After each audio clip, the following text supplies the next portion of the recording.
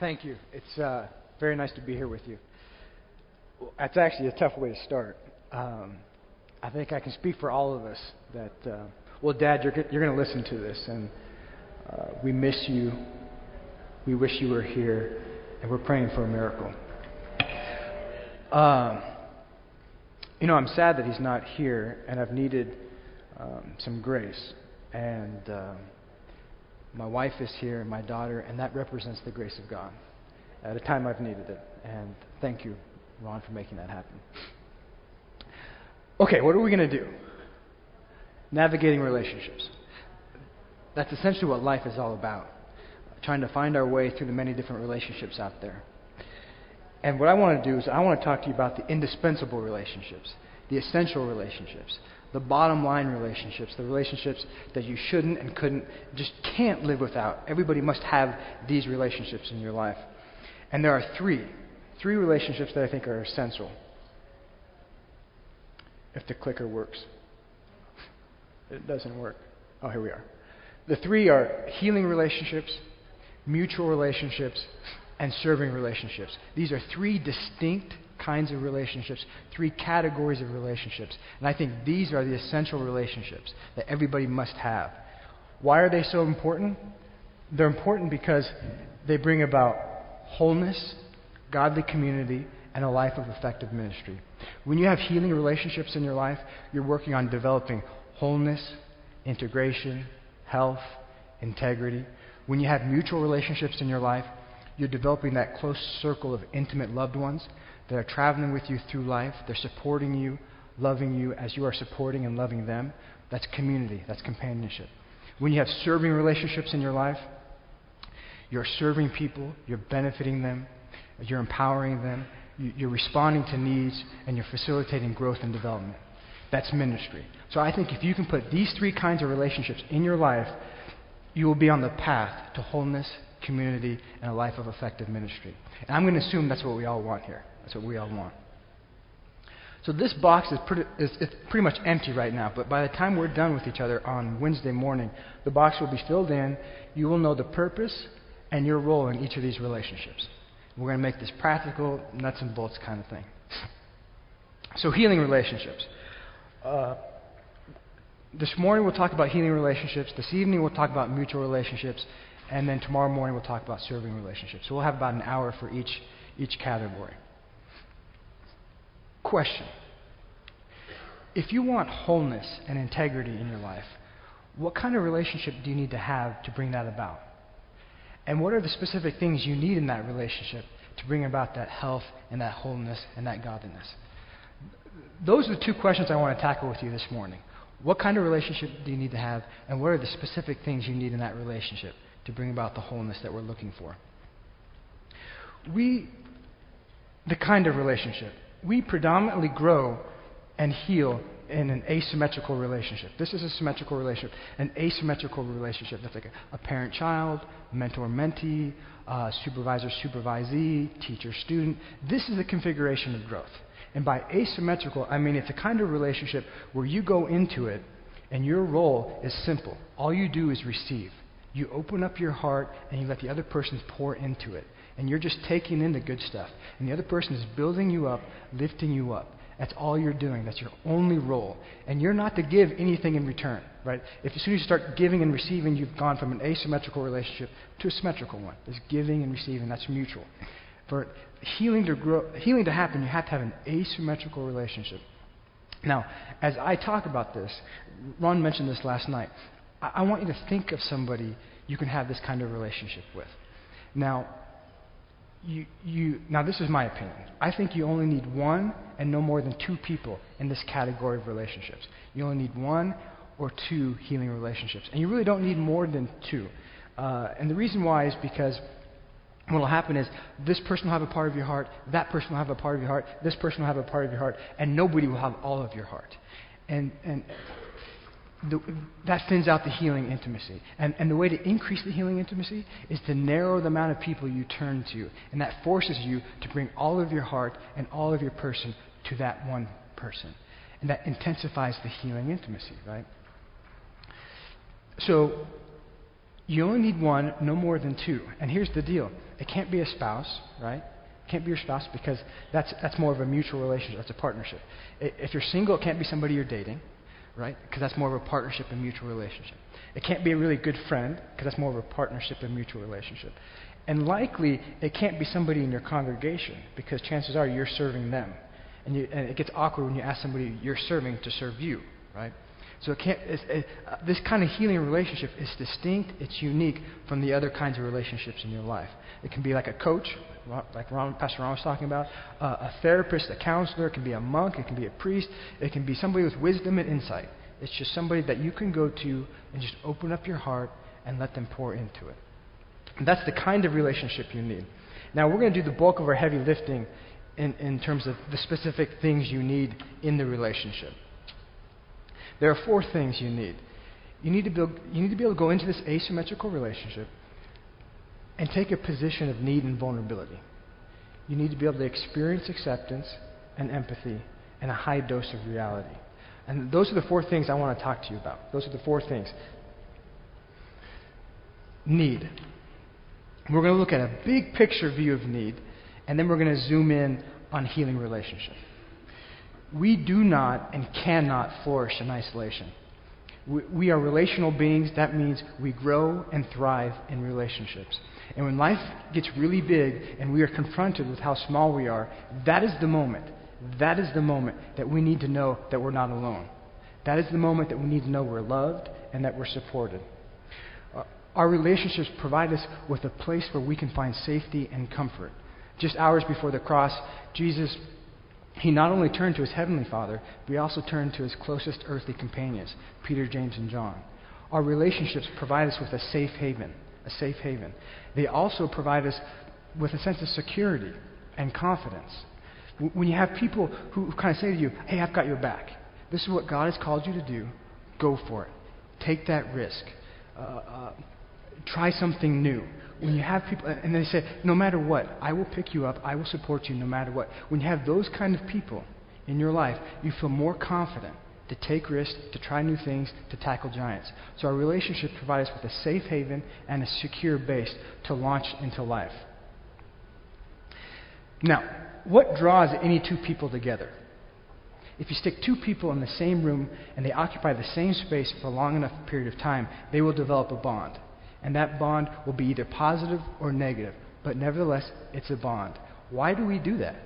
Why do we connect to each other? It's because we have a basic need for human contact. And that need is that sense of helplessness. It's that sense of being too small.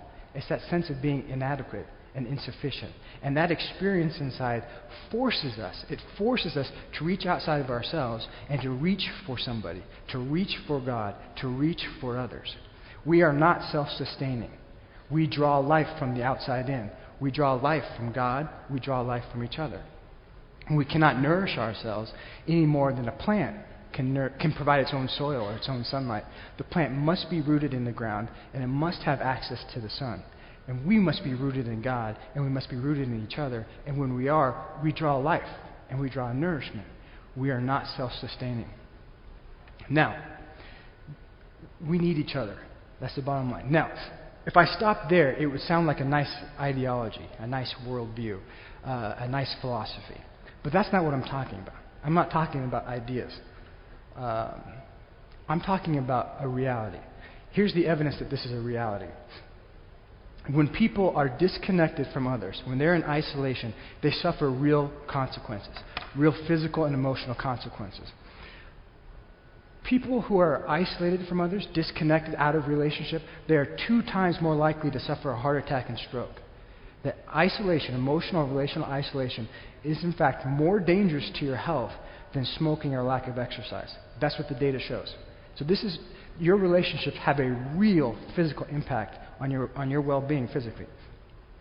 Your immune system, the quality of your relationships will either compromise or enhance your immune system. Researchers have taken couples and they take these little vacuum pumps and they suction blisters on their hands, just little blisters, nothing serious, but little blisters. And then they track the rate of healing, and they separate the couples into 2 groups. The couples who sort of are hostile and mean and hurtful. That's one group. The other group, the couples who can love each other, support each other, and kind of work things out. Well, what they found is that the loving and supportive couples, they heal at a much more rapid rate than the couples who are hostile and mean. So when we have loving and supportive relationships in our life, our immune system is actually enhanced. And when we have problems in our relationships, our immune systems are compromised, and we don't heal as efficiently and as quickly. So our relationships have a real physical impact on our ability just to heal. Our relationships have an impact on our emotional well-being and our ability to overcome adversity. After 9/11, researchers started looking at high exposure survivors.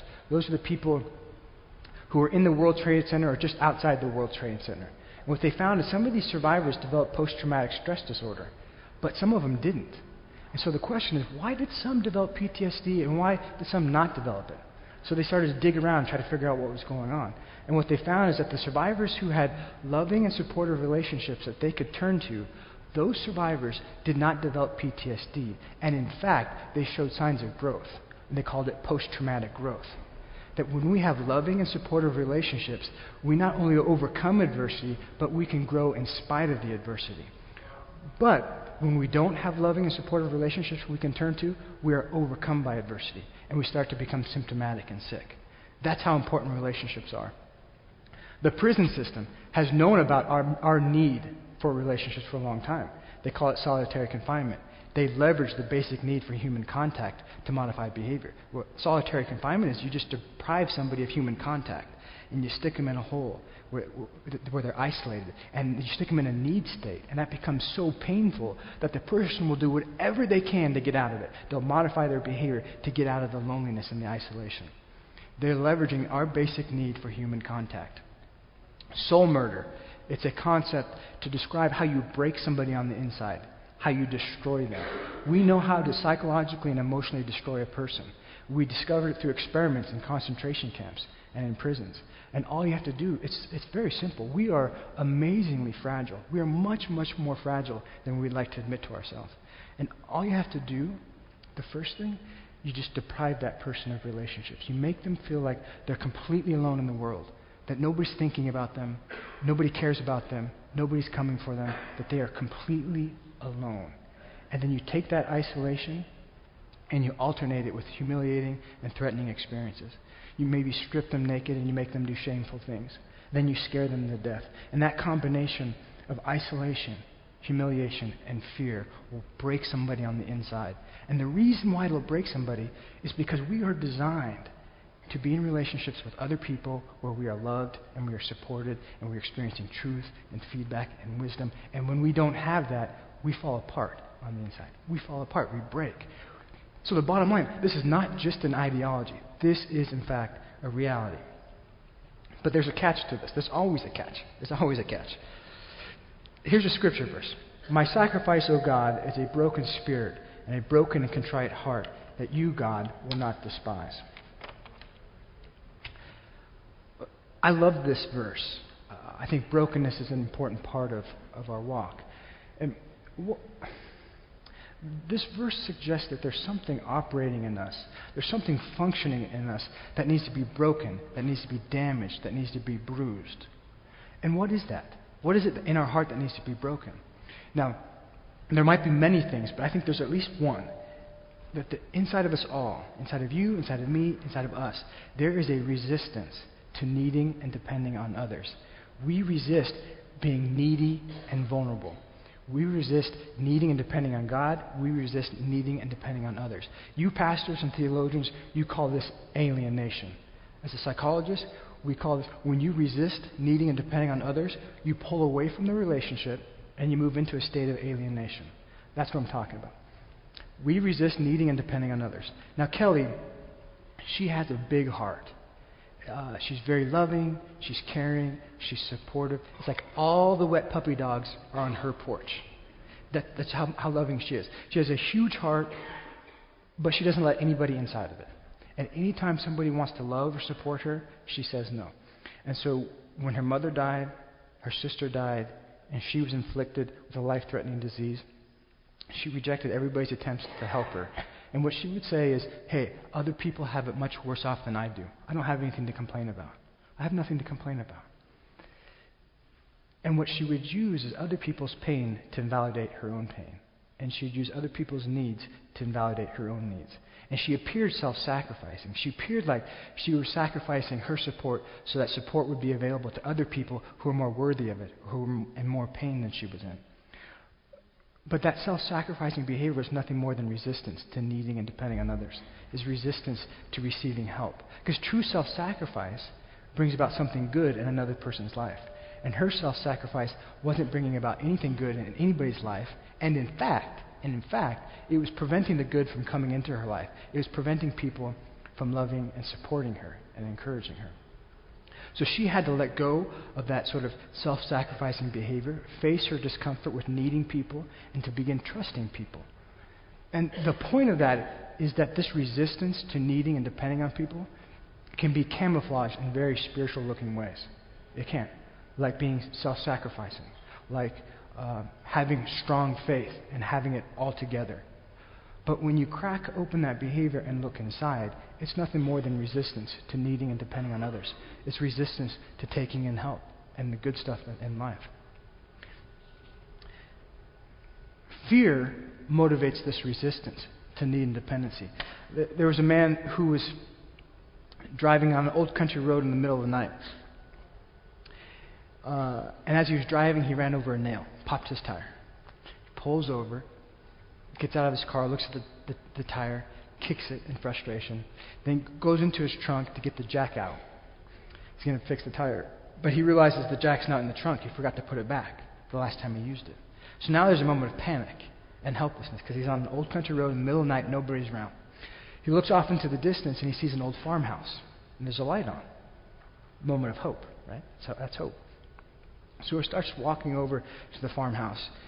And as he's walking, he thinks to himself, man, that farmer, he's going to wonder why I don't have a jack in my car. And he keeps walking. Then he thinks to himself, man, that farmer, he's going to wonder why I didn't put the jack back. Who doesn't put the jack back after they use it? That's stupid. He keeps walking. He thinks to himself, man, that farmer's going to think I'm an idiot. Who would be out in the middle of a country road, middle of the night, and not have a jack in their car? I'm just an idiot. He keeps walking. Gets to the porch of the farmhouse. Thinks, man, that farmer's going to think I'm real stupid. I'm an idiot. Why would I not put that jack back? Gets to the door, knocks on the door. Farmer answers the door. Before the farmer can say a word, the man says, you know what? I don't need your jack. You can keep it. And walks off the porch. No, what happened? What happened? The man began to feel a need inside, and as he began to take it to another person, he became afraid. And then he responded to that fear by pulling away from the relationship. And that's what happens. We begin to feel need inside, and as we begin to take it to somebody else, we start to feel vulnerable. And we start to get scared.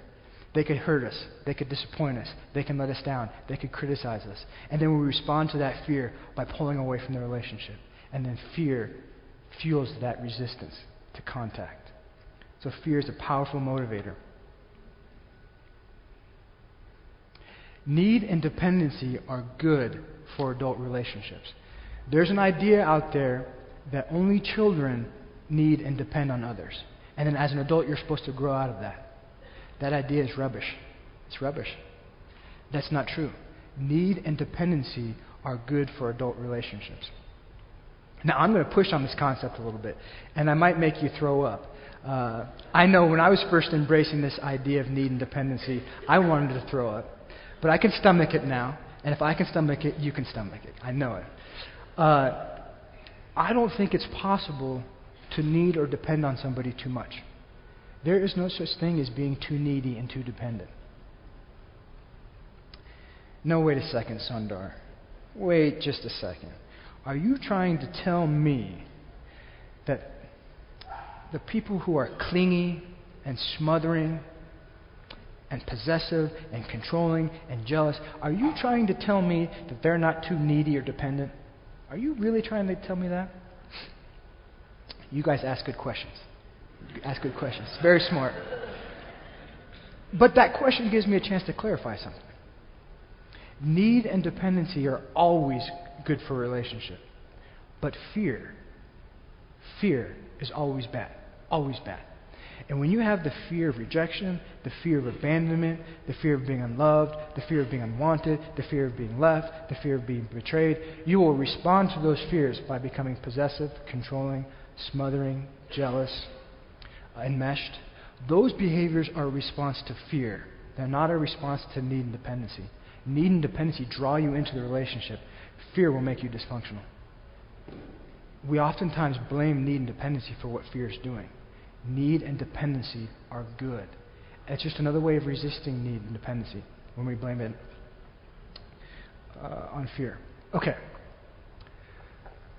Resistance to needing others is broken in a healing relationship. That's one of the things you're doing. You're breaking that resistance, and you're learning what it means to need somebody, to rely on them, and to trust them. And you're working on resolving any fears you have and any difficulties you have about trusting somebody with your heart. That's what you're doing in a healing relationship. And you're learning that skill to need and depend on somebody, because you're going to need it in some of your other relationships that we'll talk about tonight, in your mutual relationships. Now, need deepens the relationship. Not only does need draw us into the relationship, but it will deepen the relationship. The more you need and depend on somebody, the deeper the relationship becomes. And as the relationship deepens, it will expose everything in your heart. That's what deep relationships do. And having all of your heart exposed and revealed puts you in position for healing, right?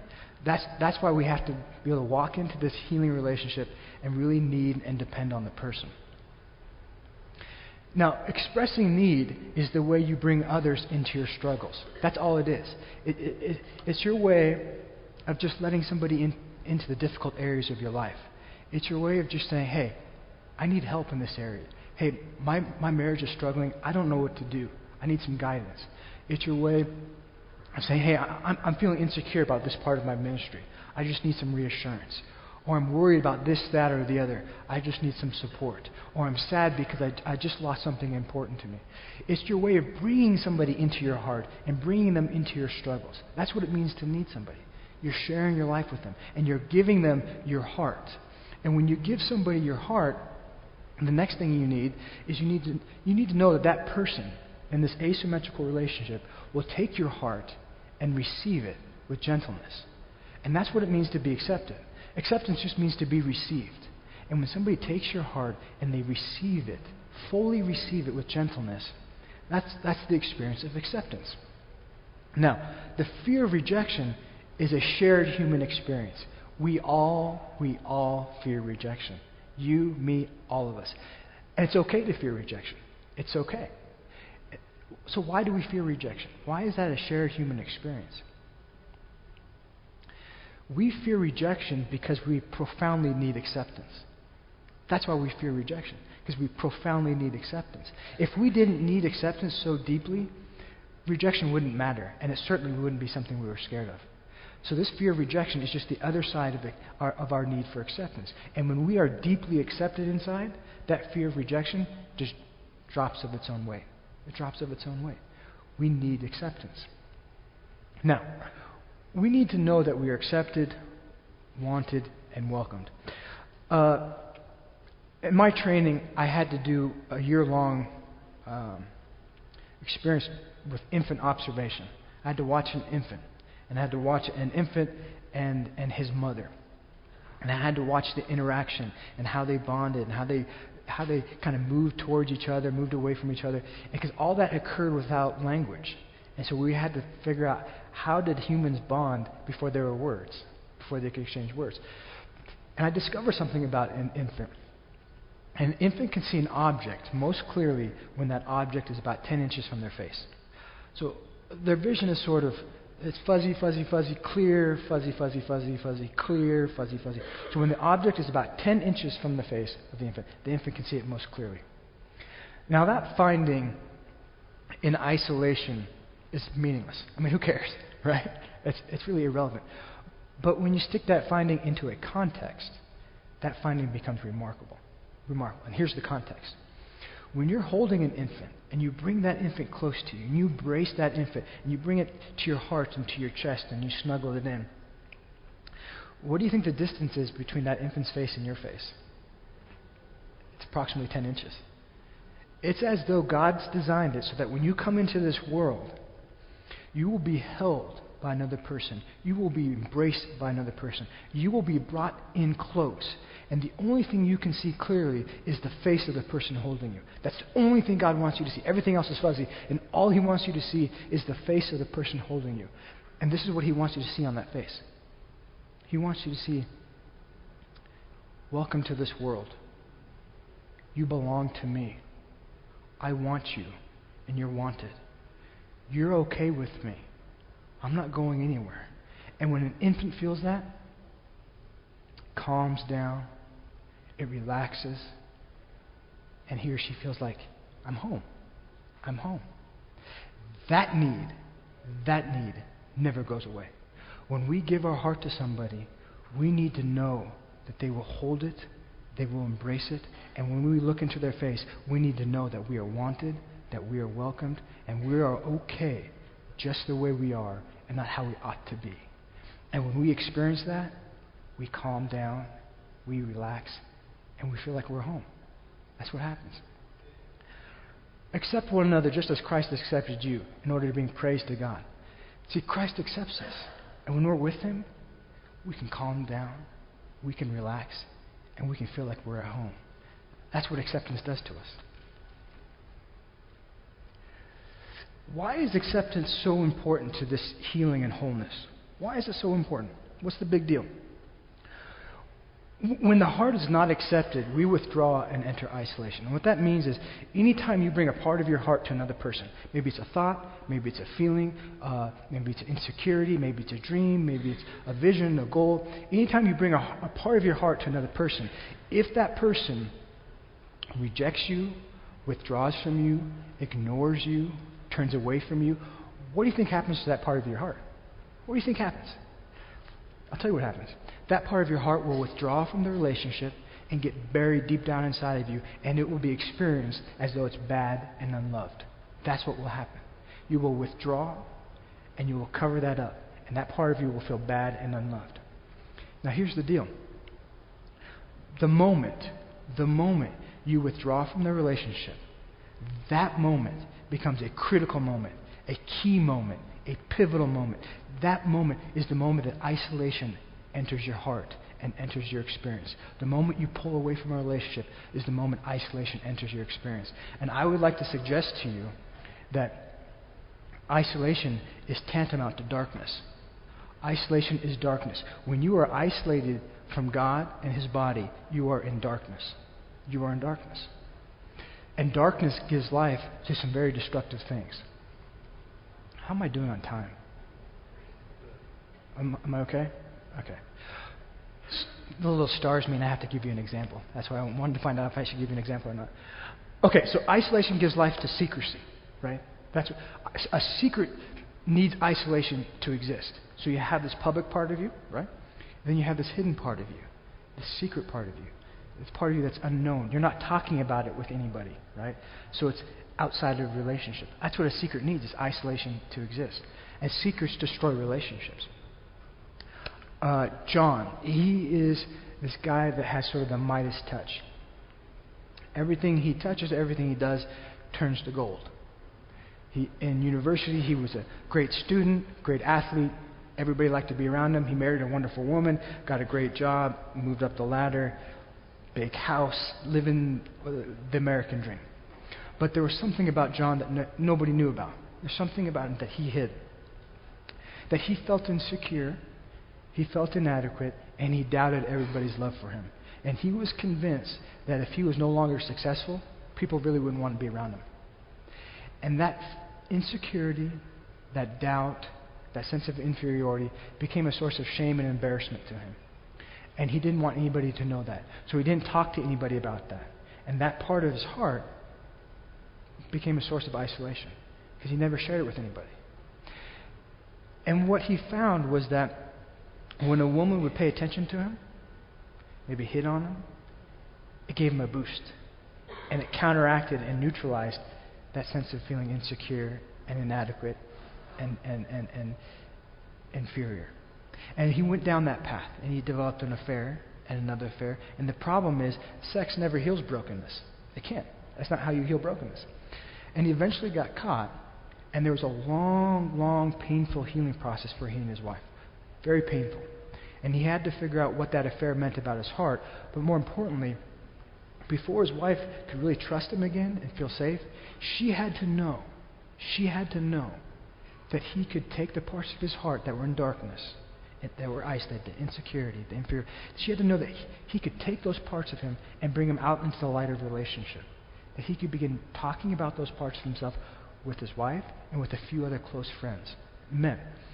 And she knew that if those parts of his heart remained in isolation, he would continue to be living a secret life, and that would destroy the marriage and take him down a destructive path.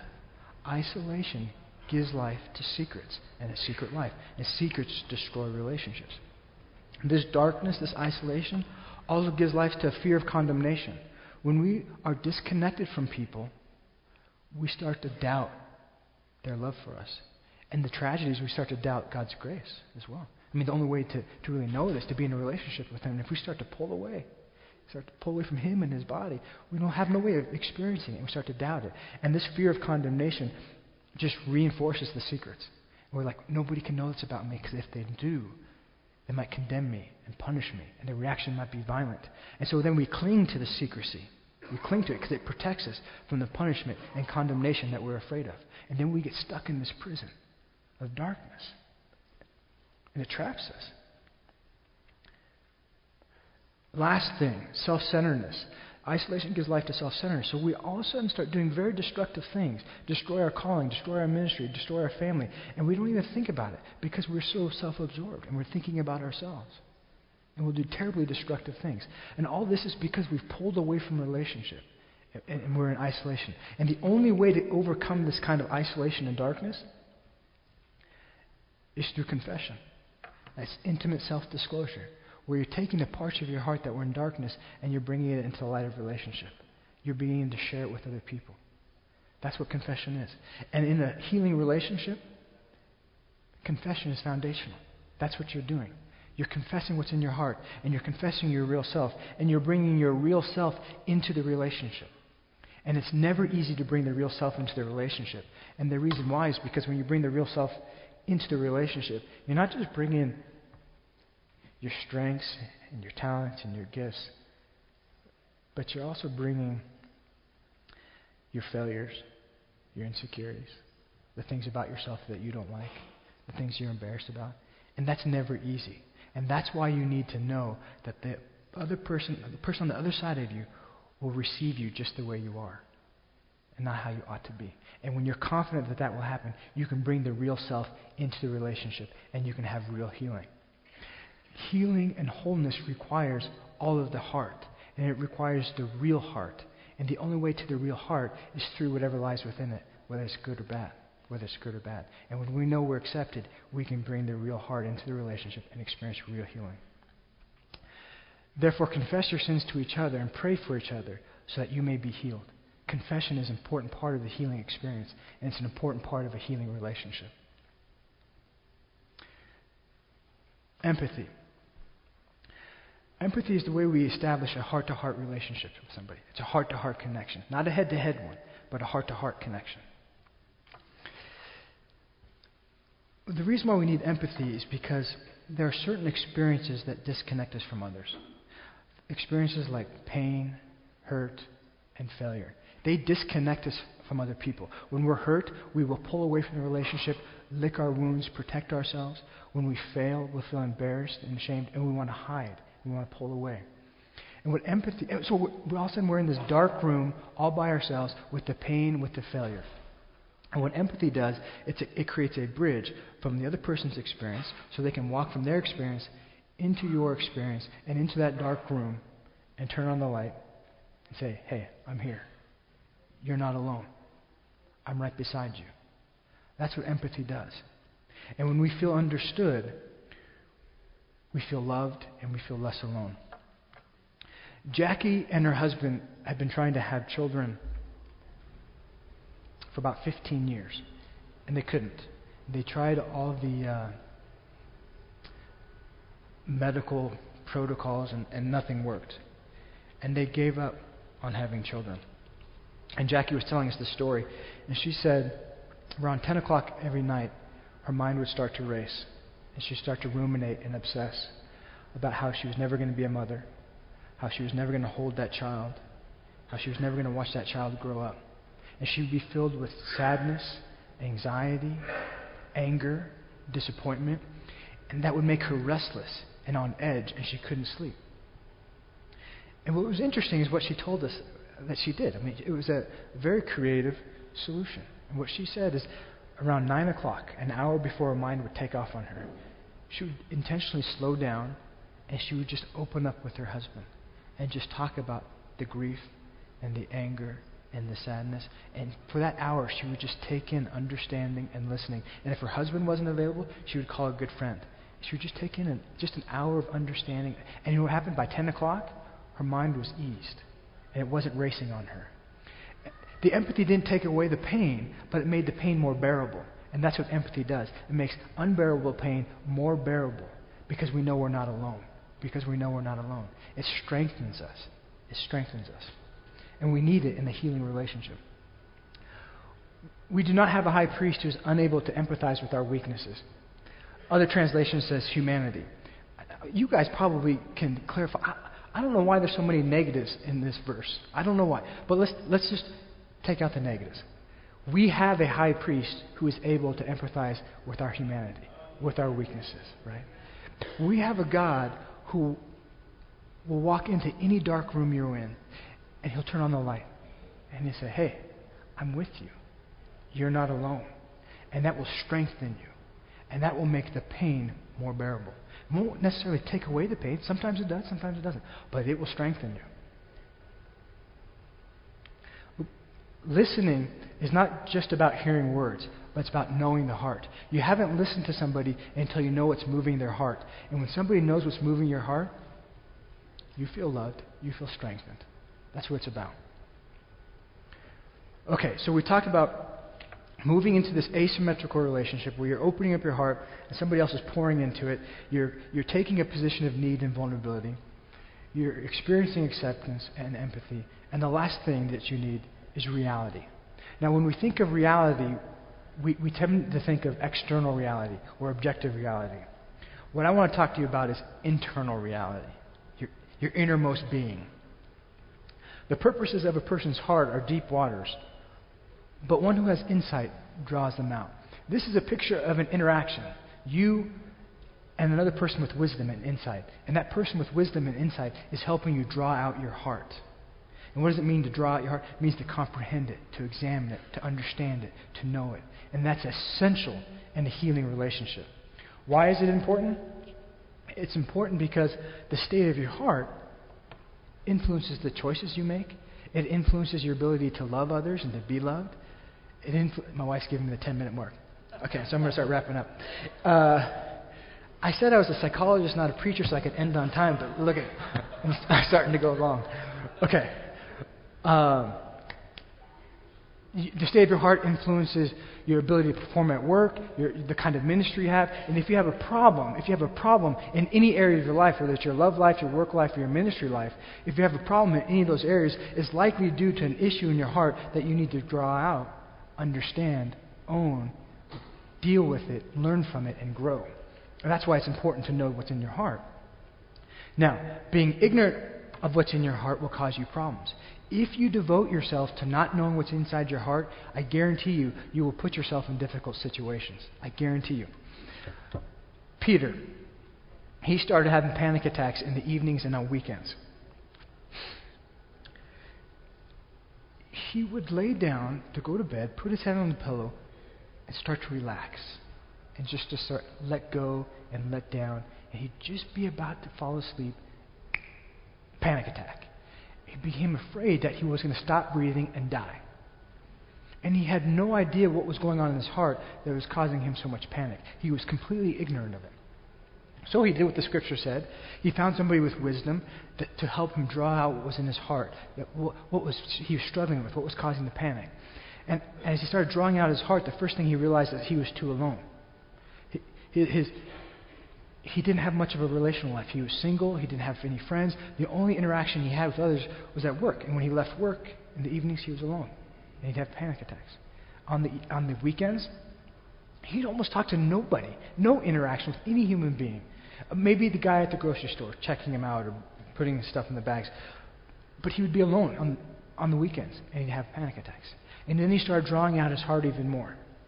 And he realized that his panic attacks started shortly after his mother died. And about 70 or 75% of first-time panic attacks occur after somebody we love dies. And then he started pulling out his heart even more. And he realized that there was a part of him that wanted to die. There was a part of him that didn't want to live without his mother. And he wanted to be with her even into death. And that desire to die was causing him panic attacks. And as he started drawing out his heart, he realized that his heart was in profound mourning. He was grieving, but he didn't want to think about it. It was too painful. He didn't want to know about it. And his devotion to not knowing was causing him problems, was causing him panic attacks. But as soon as he could draw out how alone he was and how much he was grieving, he could begin to deal with it. He could begin to develop a relational life and enter the grieving process. And as he did, his panic attacks started going down.